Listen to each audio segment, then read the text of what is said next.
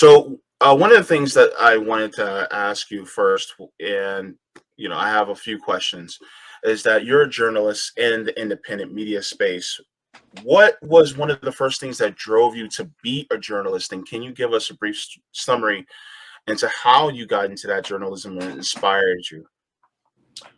Yeah, well, that's a great question, and we kind of started getting into it a little bit off air, and it sounds like we have kind of a similar um, beginning point Mhm. or origin story a little bit, where I think Carol. we both had uh, aspirations towards the journalism world from probably a younger age.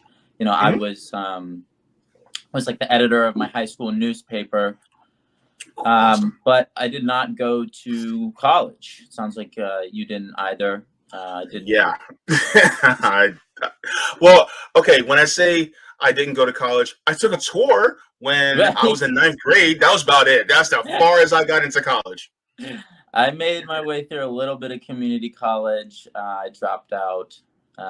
Yeah, so I'm not much further ahead of you on the college front there. But it sounds like it didn't really matter in the end. We somehow managed to make a way through to find our way into the field anyway.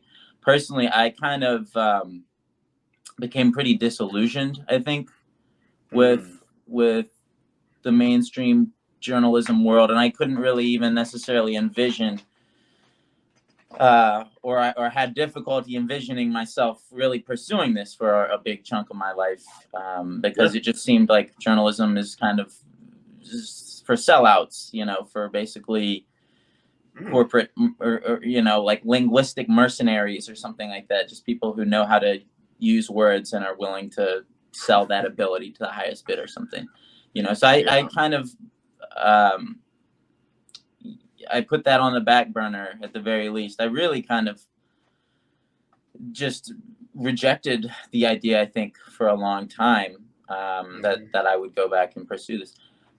But in the past 4 or 5 years, I got drawn back into kind of the world of anti-imperialism.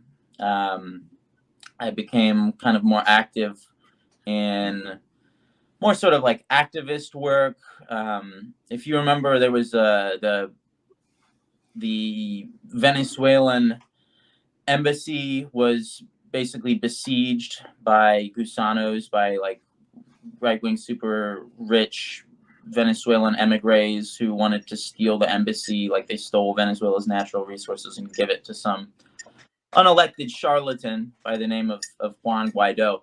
A bunch of us in DC kind of took up the defense of that embassy, at the invitation of the Venezuelan government. They kind of gave us the keys and said, you know what, like we're getting kicked out. We've been labeled persona non grata in this country, but we don't want this institution that belongs to our country and our people to be stolen and given away to some financial speculators. So we basically helped protect this embassy from this mob of just like rabid anti-socialist, anti-communist ideologues who were tormenting us outside from 7 a.m. till 10 p.m. like screaming all types of terrible things, screaming all types of like racial slurs and stuff at people, and doing this all with the protection of the Metropolitan Police Department and the State Department. Really, probably That's doing it at their behest. And So that. that was a way that I kind of got linked into the anti-imperialist people and groups that were happening in Washington D.C. at the time. This was Mm-hmm. 2018, the Mm-hmm. beginning of 2018. Mm-hmm. And I had been kind of involved in some other stuff before then. There's still a movement ongoing to block the Mountain Valley pipeline from getting jammed through our backyards in Southwest Virginia, in the town that I grew up. It was a very big uh, movement, and people, they had kind of anarchist cats and more environmentalist types basically suspending themselves in trees, doing what they called tree sitting. They had one that went up for, I think, about 300 days continuously. They kept it manned day and night to prevent people from cutting down these trees, at the invitation of different landowners. And so, I've kind of been involved in some kind of activist spaces or whatever you want to call that for some time. But I didn't really get involved in the journalistic aspect until the coup d'etat in Bolivia in 2019. And I had a colleague who wanted support, wanted help. And, to tell you the truth, she actually told me it would be kind of helpful to have a gringo down here because they'll probably be less likely to shoot us. Which is fair. Okay. I can. Wow. Okay. It's like, all right, well, if that's going to help in some way.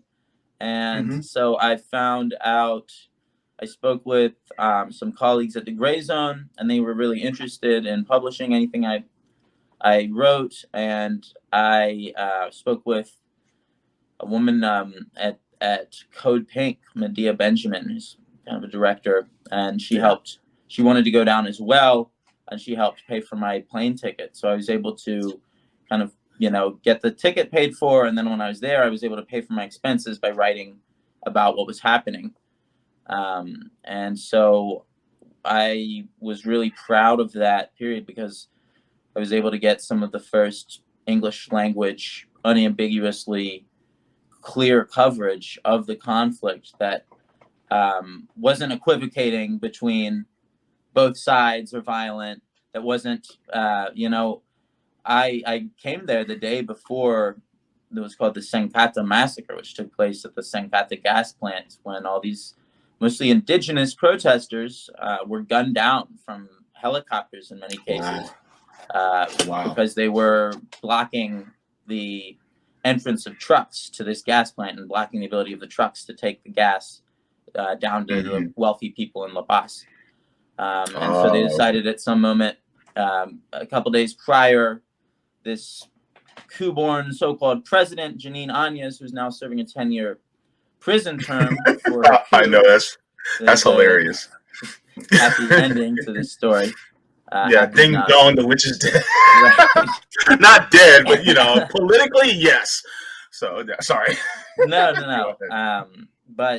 So she had issued a decree a couple of days prior, essentially granting amnesty to all of the security forces to commit whatever kind, impunity to commit whatever kind of human rights violations they saw necessary to pacify the country. But basically just a blank check to shoot, kill, do whatever you want in the name of democracy. Which was, it was such a horrifying decree that even mainstream liberal pro-imperialist NGOs like Amnesty International and Human Rights Watch, even they felt compelled to step in and say, well, this is totally out of order. And so, when I was there, that was the day after I arrived. And so I'm up in El Alto, which is kind of the sister city of La Paz. All the wealthy people, and they have for 500 years, they live down in the valley of La Paz. The working people, the indigenous people, they live up in El Alto on the top.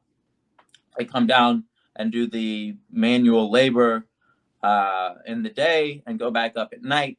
People from La Paz go up and manage certain businesses in wealthier parts of town. Then they go back down in the night. So that's kind of the dynamic you have there.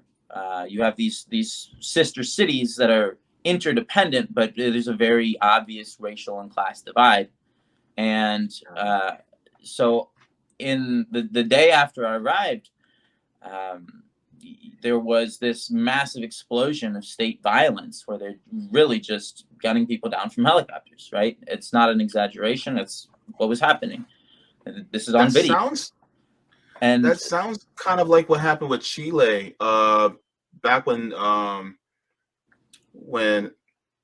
my Yeah, god, when Pinochet took yeah, over from and overthrew Allende. I Yeah, I well, didn't they've all yeah, kind yeah, of been operating on the same playbooks ever since, yeah. right?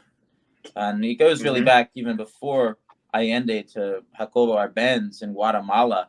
You know, they've been doing this now in Latin America for 70 years, and they're doing it today in Peru, obviously. So Yeah. in Bolivia, you know, the day after I arrived, boom, massacre. I was blown away by, first of all, this is my first real journalistic assignment, and then I'm just immediately Wow. just in the thick of it, just, you know, what the hell is going on, you know. Yeah. And then I'm blown away by the fact that I'm like the only gringo journalist I can see. And that night at the hospital, I'm standing outside speaking to these mothers who are just finding Yeah. out that their kids are never coming back, and they're wailing, Oh they're my just screaming. god. You know, it's just this kind Oh. of, they've been just torn apart. And I'm like, where the hell is everybody? Where's AP? You know, Right? where's the New York Reuters. Times? Where are these so-called star Yeah. journalists? I know they love to like jet into conflict zones and then act like they know everything and then leave. So like, where are they? Where's, you know? And it was really, it just showed how little they gave a shit, or how little they cared Yeah. about what was happening. And I don't even know necessarily that my articles made that much of an impact. I know they got shared pretty widely within Bolivia at the time, and I Hmm. know they were shared widely within certain kind of circles in the United States. But I Hmm. do think that, you know, we were able to get out coverage and really expose just the brutal dictatorship that had sprouted up at the Yeah. request of the U.S. with the backing of the U.S. and with the Mm. complicity of the mainstream media. That to me Yeah. was what interested me in becoming a journalist and kind of being able to be like a real journalist that Yeah. that corrects these. I don't even want to call them mistakes. These intentional sacrifices, these people who are intentionally sacrificed to the narratives that Yeah. people in the United States, in this little bubble, in this little elite bubble, view as expendable. It's happening. It happened in Bolivia. It's happening today in Ukraine. It's happening in Peru. And really, I don't think it will stop happening until our country is no longer governed by the financial interests of a tiny, tiny elite. Yeah. I mean, in one of the you mentioned the gray zone earlier. I love how Max Blumenthal typically calls them stenographers for the U.S. State Department, Mm-hmm. and that's really what a lot of these corporate, I like to call them corporate media, because that's Right, really what they are. They're owned by the corporation. So corporate media, right, typically it serves at the pleasure of the U.S. State Department, as well as the U.S. Department of Defense. And really, the Department of Defense and the State Department really work on behalf of the oligarchs of this nation in right, order to push their imperialistic ends, in order to extract resources. And by the way, people are also a resource. So extract right. all resources for their financial gain. And, it just goes to show, like for instance, what was going on in Davos was really just them talking out loud about their political ends that they want to achieve in order really to own everything while everybody else has nothing.